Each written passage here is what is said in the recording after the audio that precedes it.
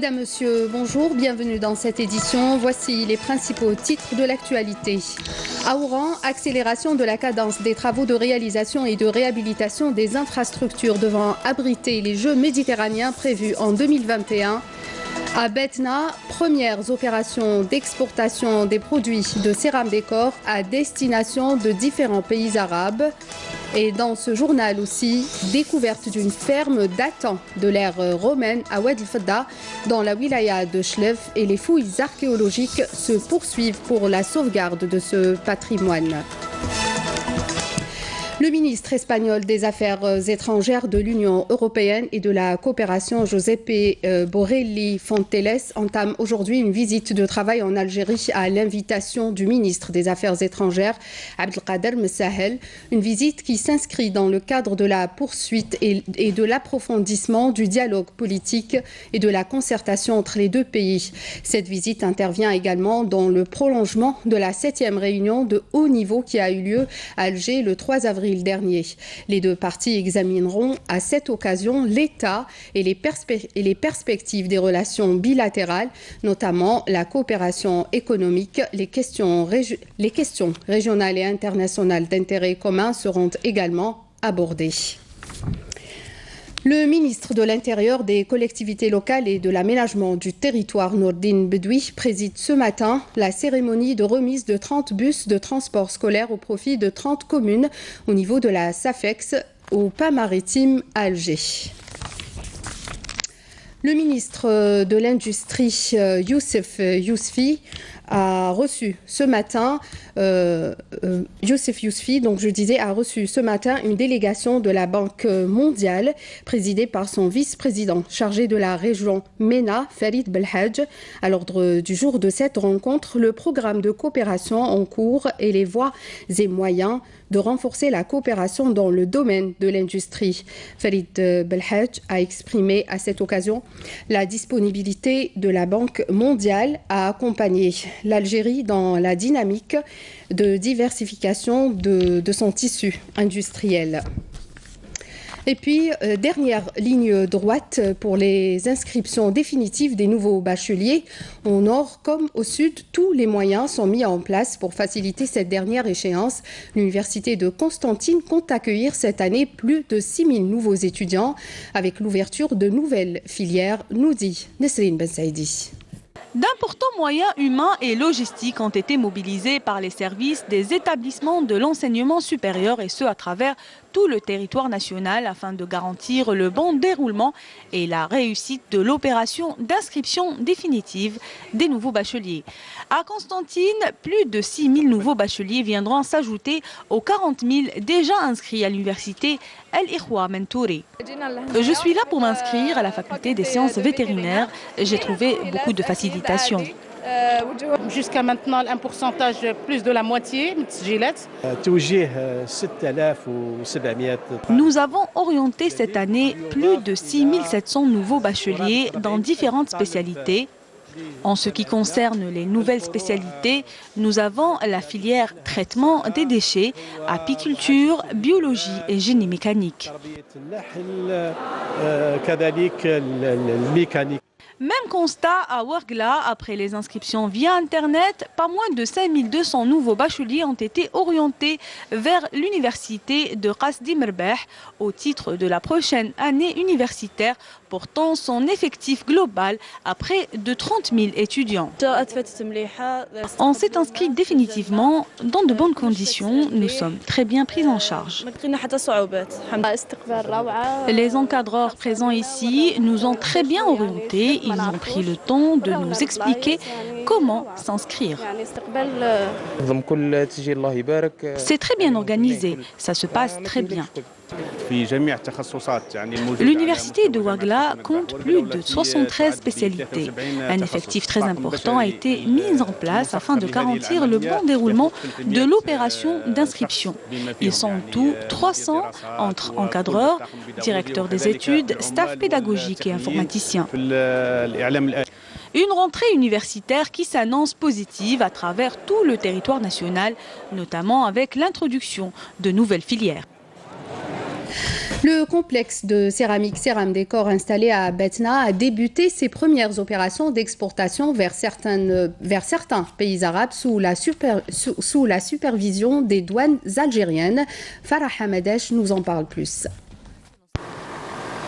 C'est la première cargaison de céramique à destination du royaume de Jordanie qui sort du complexe Ceram Décor.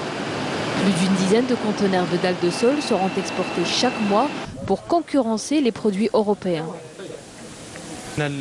Notre complexe fabrique 30 000 mètres carrés de céramique par jour. Aujourd'hui, nous couvrons 15% du besoin du marché local et nous nous sommes lancés dans l'exportation grâce à toutes les incitations dont bénéficient les investisseurs. Les services des douanes sont ici pour accompagner les opérateurs économiques qui se lancent dans l'exportation en leur expliquant les démarches à suivre et en les informant des différents avantages et facilitations dont ils peuvent bénéficier.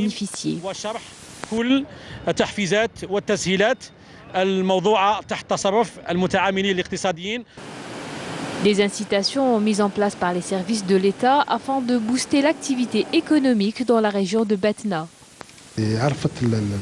La région de Batna connaît une vraie dynamique économique.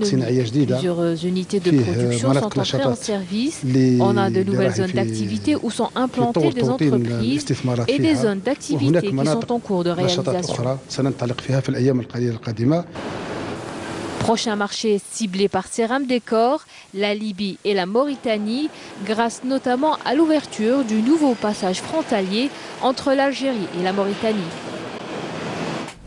Direction à présent à Beni Sounos, dans la wilaya de Tlemcen, une daïra qui enregistre une abondance en matière de production agricole, mais de nombreux obstacles se dressent devant la commercialisation de ces produits. Bouchra Bouali. À Tlemcen, plusieurs tractopelles procèdent à la destruction de 7 hectares de récoltes irrigués à l'aide d'eau usée. Une opération qui s'inscrit dans le cadre de la lutte contre les maladies à transmission hydrique. Nous avons pris des mesures immédiates pour détruire toutes les récoltes ayant été irriguées par des eaux usées. Nous avons même engagé des poursuites judiciaires contre ces criminels et nous espérons que la justice prendra les mesures nécessaires. Tous les produits agricoles, notamment ceux qui se consomment crus, constituent un danger pour la santé du consommateur. Par exemple, la laitue, la tomate, le melon ou la pastèque, s'ils sont irrigués par des eaux usées, quel que soit le type de bactéries qu'elles contiennent, il ne peut qu'être dangereux pour la santé du consommateur. La santé du consommateur qui constitue la priorité des agriculteurs honnêtes qui s'engagent à lui fournir un produit sain. Notre production est saine, nous l'irriguons à l'aide de puits artésiens. Il y a des agriculteurs honnêtes qui irriguent leurs terres avec une eau saine. L'État les a autorisés à réaliser plus de 450 puits, sans compter les 17 millions de mètres cubes que nous mettons chaque année à la disposition des agriculteurs. L'opération de destruction des récoltes irriguées à l'aide d'eau usée se poursuit afin de mettre fin aux pratiques frauduleuses, voire criminelles, de certains agriculteurs et préserver ainsi la santé du consommateur. À Oran, le Wali a inspecté les travaux de réalisation du nouveau complexe olympique et autres structures sportives devant abriter les Jeux méditerranéens prévus en 2021. Le chef de l'exécutif local a insisté sur le respect des délais fixés pour la réception à temps de tous les projets. Karim Maïfa.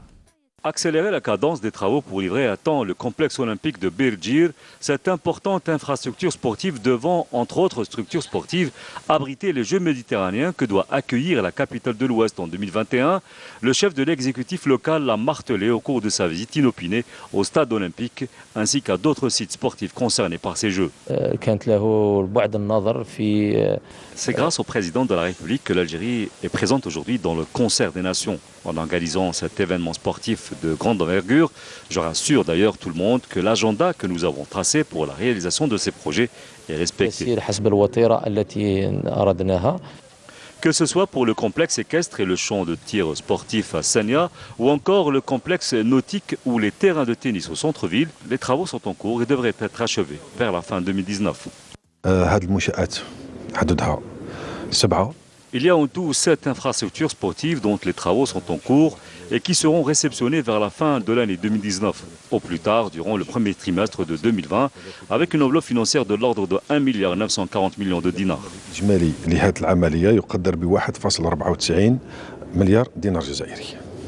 D'autres sites sportifs étaient également concernés par la visite d'inspection du Wali d'Oran, à savoir le palais des sports, Hamou Boutlilis, de la piscine olympique du jardin public à Mdina Jila ou encore du complexe de tennis à Haïl Salam, des infrastructures qui ont bénéficié d'enveloppes financières importantes pour leur réhabilitation et rénovation en vue du rendez-vous méditerranéen.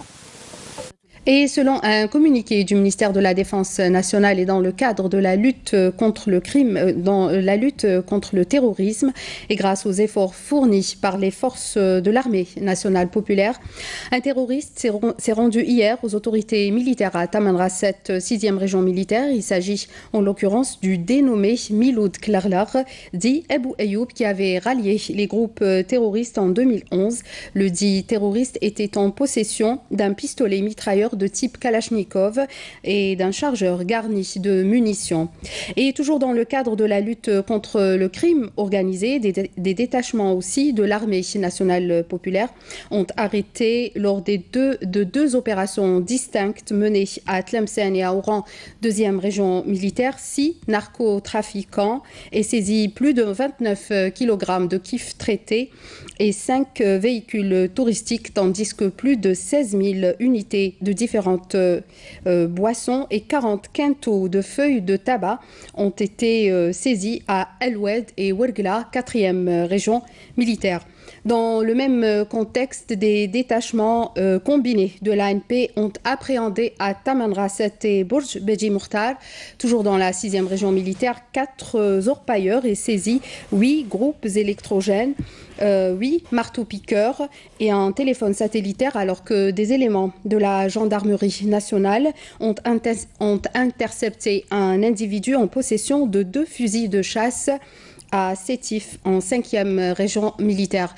Par ailleurs, des gardes-côtes ont déjoué à Al-Qala, en 5e région militaire, une tentative d'émigration clandestine de 11 personnes à bord d'une embarcation de construction artisanale, tandis que 27 immigrants clandestins de différentes nationalités ont été interceptés à Tlemcen, Larwat et Bourj Beji Mokhtar. Fin du communiqué. À Oued El Fadda, dans la wilaya de Chlef, la terre n'a pas révélé tous ses secrets. Les archéologues viennent de découvrir une ferme souterraine datant de l'ère romaine, un site qui remonte à la fin du IIe siècle. Tous les objets retrouvés ont été placés au musée de la ville. Reportage de Mouna Melki, commenté par Hassiba Abdallah. C'est un nouveau site archéologique découvert il y a quelques jours à Chlef, les vestiges d'une ferme datant de la période romaine. Elle a été découverte par un agriculteur alors qu'il travaillait sa terre. C'est le ministère de la Culture qui nous a contactés pour inspecter les lieux. Le groupe d'archéologues s'est déplacé de suite et a recommandé d'entamer une opération d'urgence pour la préservation de ces vestiges. C'est un site unique en son genre. C'est la première vraie opération de fouille archéologique dans la wilaya de Chlef, plus précisément ici à Oued El Fadda. Dès les premières heures de fouille, les archéologues sont tombés sur 7 jarres en terre cuite. Elles ont été transférées vers le musée de Chlef pour restauration. Elles seront par la suite exposées au grand public. À part celle de Tipaza, c'est la première fois que nous trouvons des jarres dans l'espace qui leur a été dédié, à savoir l'entrepôt.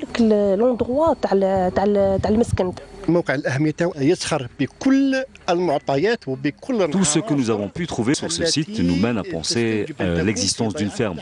Nous avons un espace dédié au stockage des denrées alimentaires. Nous avons également quelques pièces qui témoignent de l'existence d'une huilerie. Pour le moment, nous pensons que ce site date de la fin du 2e et le début du 3e siècle après Jésus-Christ. Ça peut même aller, selon les données recueillies sur place, jusqu'au 7e siècle.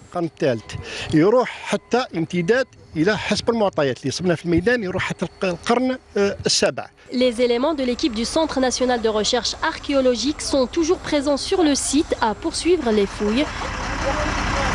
Ils comptent en tirer un maximum d'informations pour éclairer encore plus l'histoire de cette ferme. Et puis à Béjaïa, le 7e art, toujours à l'honneur à l'occasion de la 16e édition des rencontres cinématographiques.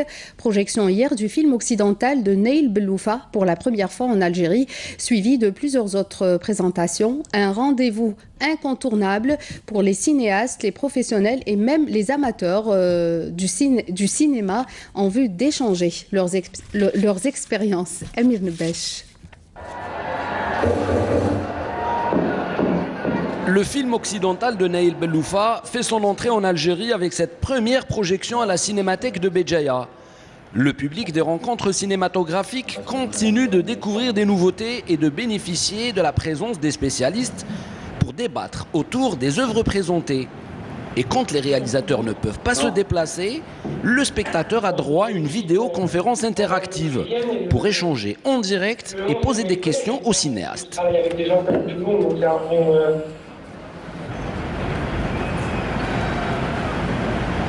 Sorti cette année, Occidental est un huis clos de plus de 70 minutes dans un hôtel parisien où les locataires et le personnel de l'établissement vivent une paranoïa collective causée par la peur de l'autre et de l'étranger.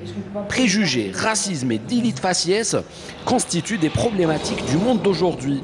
Le film de Naïl Belloufa est une allégorie sur ce qui se passe dans le monde actuellement.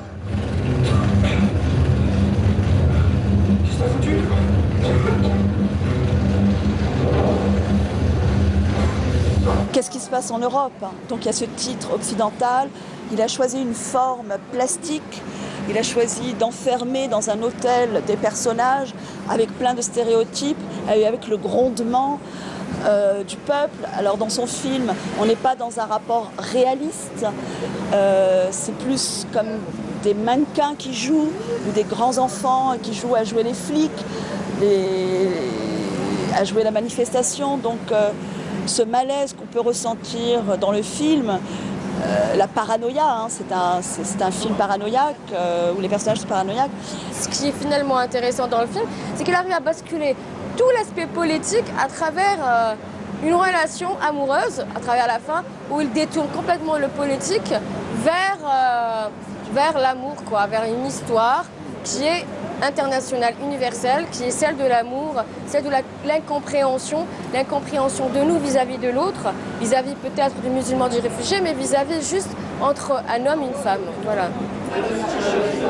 Dans la soirée, le public bougiote avait rendez-vous avec le documentaire de Melek Ben Smaïl, La bataille d'Alger, un film dans l'histoire. Plus de 2 heures d'histoire sur la genèse et le tournage du film mythique de Gilles Pontecorvo, La bataille d'Alger.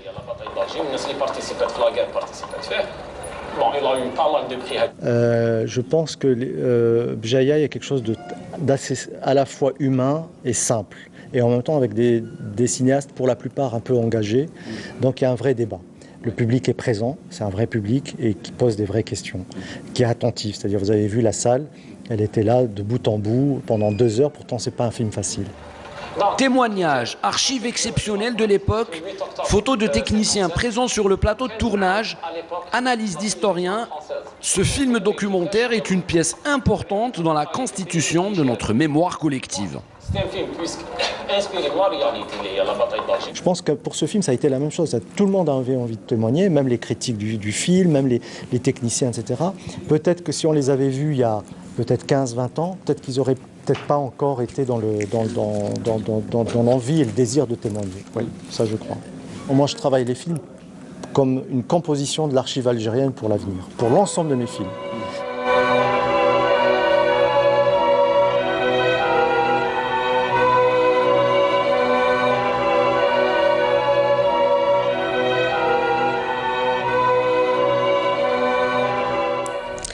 C'est la fin de cette édition. Tout de suite, la météo avec Amel Haribi. Vous pouvez voir tous les programmes de Canal Algérie sur les sites internet de la télévision, la chaîne YouTube et la page Facebook. Prochain rendez-vous avec l'information ce soir à 19h avec Amina Zahouf. Bonne journée sur Canal Algérie. Au revoir.